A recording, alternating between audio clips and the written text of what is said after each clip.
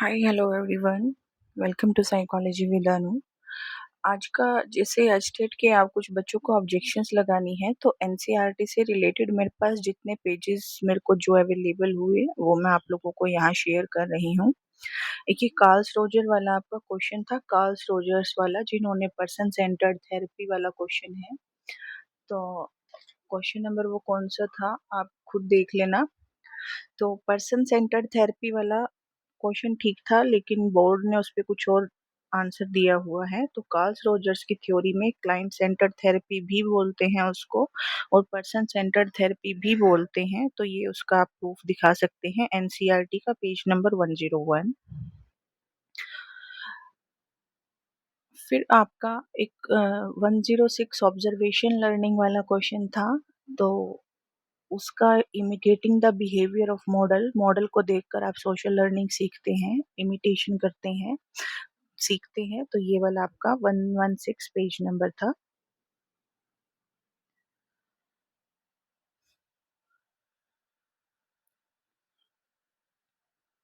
Stress एक promoting positive health and well being में आपको सोशल सपोर्ट की ज़रूरत पड़ती है। तो मैंने आपको बताया हुआ है। तो सोशल सपोर्ट वाला जो आंसर था वो यहाँ पर मैंने हाईलाइट किया है। तो ये वाला आपका ठीक रहेगा एनसीईआरटी के अकॉर्डिंग। आप इसका फोटो या स्क्रीनशॉट ले सकते हैं अगर किसी को अब मिल नहीं रहा तो। एक ये जेपी गिलफर्ड वाला क्वेश्चन है जहां पर आपको 180 एबिलिटीज दी हुई हैं, ठीक है ना। ये 180 सेल और 180 एबिलिटी दोनों चीजें इक्वल हैं, सेम है। तो ये वाले क्वेश्चन में भी अगर किसी बच्चे ने 180 किया है तो उसको भी मार्क्स मिलेगा। तो ये जेपी गिलफर्ड वाले पे मैंने 180 सेल्स पे हाईलाइट कर दिया है, आप देख सकते हैं। जेपी गिलफर्ड वाला जो क्वेश्चन था ना आपका, who proposed the SOI model which describe 180 mental abilities, तो जेपी गिलफर्ड ये दिया हुआ है। ये आप प्रूफ दिखा सकते हैं ऑब्जेक्शन के लिए। फिर एक आपका सीडीपी वाली जो कॉमन है सभी के लिए, उसमें जो वो क्रिमिनल वाला क्वेश्चन था ना, 9 क्वेश्चन था शायद सभी का। तो उसमें ऑक्यूपेशनल थेरेपी है कि हम जितने भी क्रिमिनल ऑफेंडर्स होते हैं उनको ट्रीटमेंट के लिए ऑक्यूपेशनल थेरेपी प्रोवाइड करवाते हैं।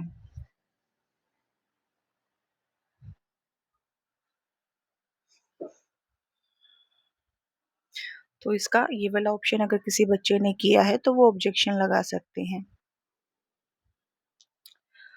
एक क्वेश्चन था कि स्ट्रेस का इम्यून सिस्टम पे क्या इम्पेक्ट आता है। तो इसका आंसर जिस भी बच्चे ने ये डाला है कि स्ट्रेस का इम्यून सिस्टम पर इफेक्ट पड़ता है,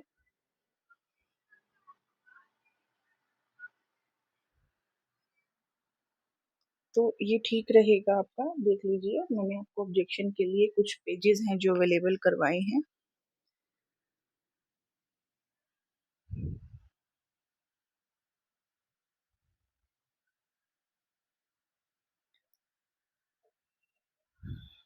एक था आपका मोटिवेशन के लिए जो स्ट्रेस होता है, जो आपको मोटिवेट करता है, तो वो किस प्रकार का स्ट्रेस होता है। तो उसमें यू स्ट्रेस जहाँ लिखा हुआ है ना, देखिए ये नीचे मैंने लिखा है, describe the level of a stress that is a good for you, highlight किया हुआ है मैंने। तो जो स्ट्रेस आपके लिए गुड होता है, ऊपर देखिए यहाँ पर 51 पेज के ऊपर लिखा है यू स्ट्रेस। तो ये भी अगर किसी बच्चे ने यू स्ट्रेस ऑप्शन क्लिक किया है तो यहाँ भी आपको मार्क्स मिलेगा।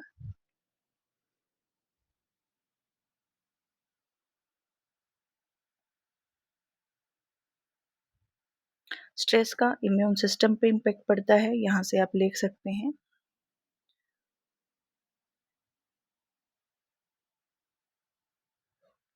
क्वेश्चन नंबर 14 पे भी आप लोग ऑब्जेक्शन लगाएंगे। अगर किसी बच्चे ने ए क्लिक किया है तो ए तो है ही ऑप्शन आपका ठीक, लेकिन बी अगर किसी ने किया है तो इरिक्शन की जगह यहाँ पर पेवलोव आना था।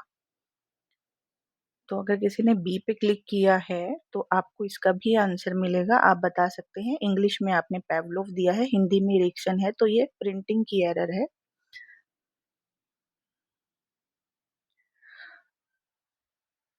एक था स्ट्रेस को मैनेज करने के लिए हम मेडिटेशन या योग करते हैं, वो वाला क्वेश्चन आप देख लेना कहाँ पर है, तो ये रिलैक्सेशन टेक्निक के अंदर आएगा। मेडिटेशन प्रोसीजर योग करके हम स्ट्रेस को मैनेज कर सकते हैं। आप स्क्रीनशॉट ले लेना साथ के साथ, अगर किसी बच्चे को कोई क्वेश्चन नहीं मिल रहा हो। मुझसे जितना पॉसिबल हुआ मैंने यहाँ पर वीडियो में आप लोगों को प्रोवाइड कर दिया है।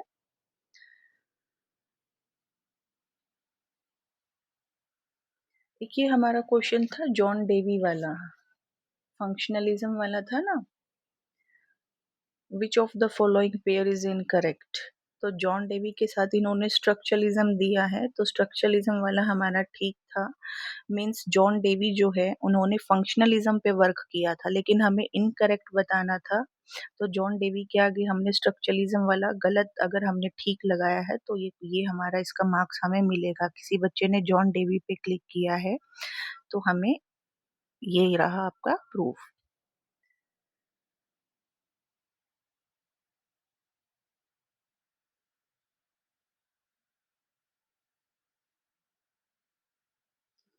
एक ये, हाँ, एक ये वाला भी था ना क्वेश्चन आप लोगों का। कौन से वाला क्वेश्चन था? कॉन्टेक्चुअल या प्रैक्टिकल इंटेलिजेंस से रिलेटेड एक क्वेश्चन था आप लोगों का। इन स्टर्नबर्ग ट्रायर की theory contextual intelligence reference to 101 वाला था आपका, तो इसमें किसी बच्चे ने बी ऑप्शन लगाया है, adapting practically to the environment street smarts.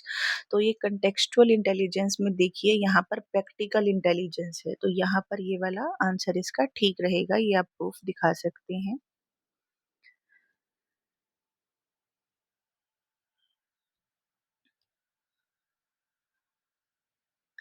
एक हमारा क्वेश्चन था, हमारा जो डेवलपमेंट है ह्यूमन डेवलपमेंट, तो उसके लिए हमारी हेरिडिटी भी रिस्पॉन्सिबल है और हमारा एनवायरनमेंट भी रिस्पॉन्सिबल है। तो इसके लिए मुझे यही मिला, ये वाला पेज ही यहाँ पर, कि यंगर सिबलिंग्स, पेरेंट्स के साथ, grandparents, school, peers, other around us development में तो सारी चीज़ें आ गई, इसमें एनवायरनमेंट भी आ गया और आपका हेरिडिटी भी आ गई।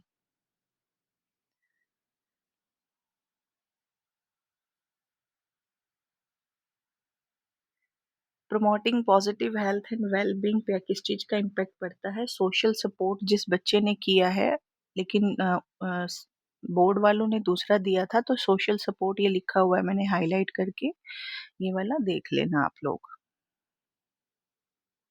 कुछ क्वेश्चंस बार बार पेजेस, मेरे को टाइम नहीं था, मेरे से जितना पॉसिबल हुआ मैंने किया आप लोगों की हेल्प हो जाए।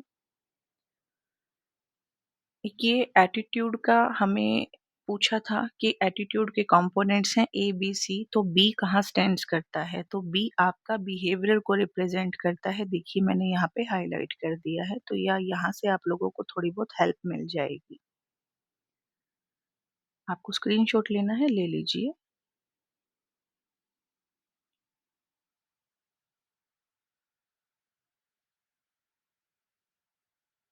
फिर ये एक था आपका इनसाइट लर्निंग, किन्होंने दी थी? कॉलर एंड कॉफका ने दी थी, ठीक है ना। इनसाइट लर्निंग के ऊपर भी एक क्वेश्चन था आप लोगों का।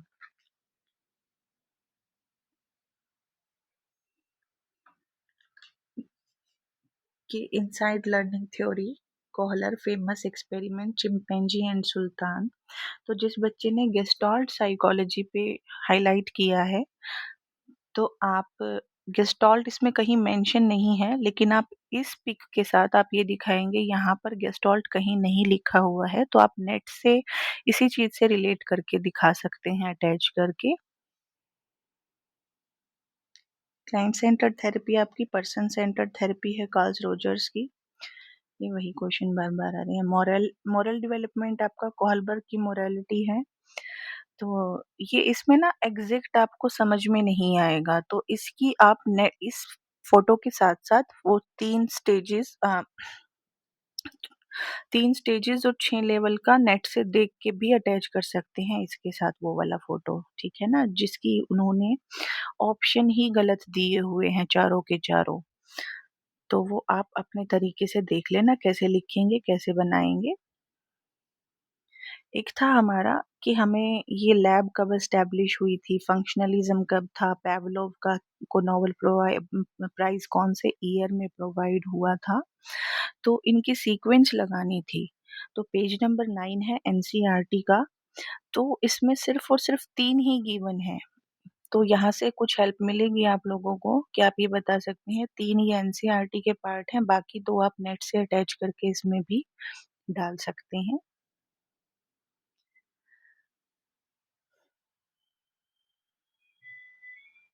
यहाँ पे देखिए क्लाइंट सेंटर्ड थेरेपी, नीचे कार्ल्स रोजर्स भी है, गेस्टाल्ट थेरेपी इसका यूज़ नहीं है। नेचर ऑफ ये वाला हो गया। हाँ, एटीट्यूड फॉर्मेशन के लिए कौन से फैक्टर्स रिस्पॉन्सिबल हैं आपके, तो यहाँ पर आपका मीडिया भी है, आपकी फैमिली भी है, आपके रेफरेंस ग्रुप्स भी हैं, आपके पर्सनल एक्सपीरियंसेस भी हैं, आपकी मीडिया है। तो इसमें ऑप्शन हमारा ऑल ऑफ द अबव आना था ना, तो ये वाला आपका पेज आप देख लीजिए, फोटो ले लेना स्क्रीनशॉट, अगर आपके लिए हेल्पफुल रहे तो ये वीडियो। ये जो हमारी कॉग्निटिव बिहेवियर थेरेपी में कॉग्निटिव और बिहेवियर के रिगार्डिंग पूछा था कि सी एंड बी क्या है, तो यहाँ पर देखिए मैंने हाईलाइट किया है, it combines cognitive therapy with behaviour techniques. तो ये भी आपका मार्क्स मिलेगा अगर किसी बच्चे ने cognitive therapy and behaviour techniques click किया है तो।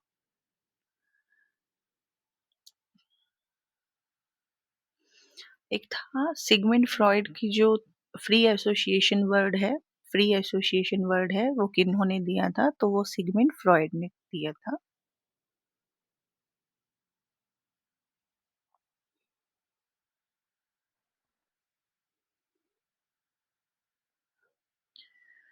ये वही पेजेस है ना, आगे पीछे हो गए, कोई बात नहीं।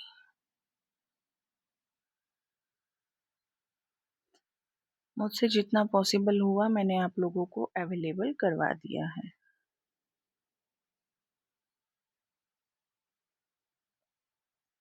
जॉन डेवी हो गया था आपका, एसओआई मॉडल हो गया था, डेवलपमेंट के लिए हो गया था, ट्रायल के हो गया था, प्रमोटिंग के लिए सोशल सपोर्ट हो गया आपका, observation imitate ABC model, insight learning, Kohler and Koffka, client person centred.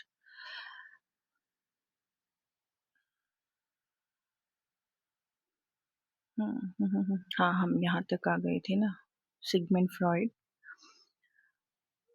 तो development of psychology in India, India में आपकी जो डिपार्टमेंट इस्टेब्लिश किया था वो एनएन सेन गुप्ता ने, यहाँ पर आप देख सकते हैं N N Sen Gupta, who was trained in USA, और जिन्होंने क्या किया था, फर्स्ट डिपार्टमेंट इस्टेब्लिश किया था साइकोलॉजी का। तो यहाँ से आप फोटो क्लिक कर सकते हैं। एक नेक्स्ट था हमारा वो फ्लावर वाला, फ्लावर की स्मेल से रिलेटेड था, तो उसका एग्जैक्ट हमें नहीं मिला है, तो आप यहाँ पर ये ऑल फैक्ट्री, अगर आपने स्मेल से रिलेटेड ऑल फैक्ट्री पे क्लिक किया है तो ये उसके लिए आपका ठीक रहेगा।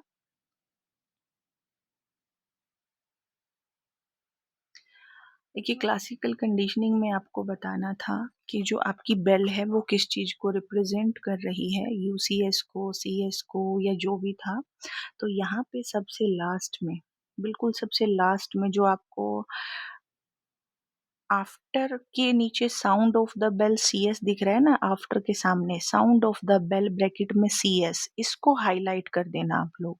अगर किसी बच्चे ने सीएस किया है, sound of the bell represent कर रही है, क्योंकि वो कंडीशन बन गई थी ना बाद में, तो सीएस को हाईलाइट कर देना, sound of the bell CS को, तो आपको मार्क्स मिल जाएंगे। ये देखिए जैसे मैंने ये किया है ना, इस तरीके से।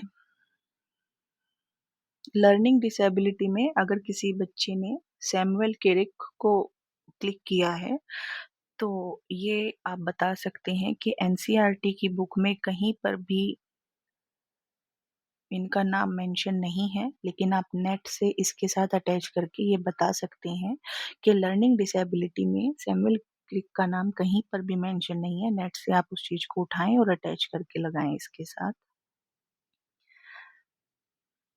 इनसाइट लर्निंग वाला हो गया जो कॉहलर एंड कॉफका की थ्योरी थी, गेस्टाल्ट वाला। ये वाला, हाँ, ये आप डेवलपमेंट पे लगा सकते हैं। यहाँ पर देखिए ग्रोथ डेवलपमेंट वाला, ठीक है ना। ऑपरेंट कंडीशनिंग में एक इन्होंने पूछा था जो री इन्फोर्समेंट है उससे व्यवहार पे क्या प्रभाव पड़ता है। तो हमने जिस भी बच्चे ने ये क्लिक किया है कि री इन्फोर्समेंट से आपके बिहेवियर के इंक्रीज होने के चांसेस बढ़ जाते हैं, तो ये उस चीज के लिए, क्वेश्चन के लिए है आपका, री इन्फोर्समेंट के लिए। एक ये मोटिवेशन वाला क्वेश्चन था हमारा। मोटिवेशन वाला क्वेश्चन था ना, इंट्रिंसिक मोटिवेशन। तो जिन्होंने D part autonomy competence and purpose वाला था, तो ये गोल बिहेवियर, गोल डायरेक्टेड बिहेवियर आपके पॉजिटिव इंटरनल मोटिवेशन को रिप्रेजेंट करता है, ऑटोनॉमी कॉम्पिटेंस एंड पर्पस। तो ये अटैच कर देना आप लोग।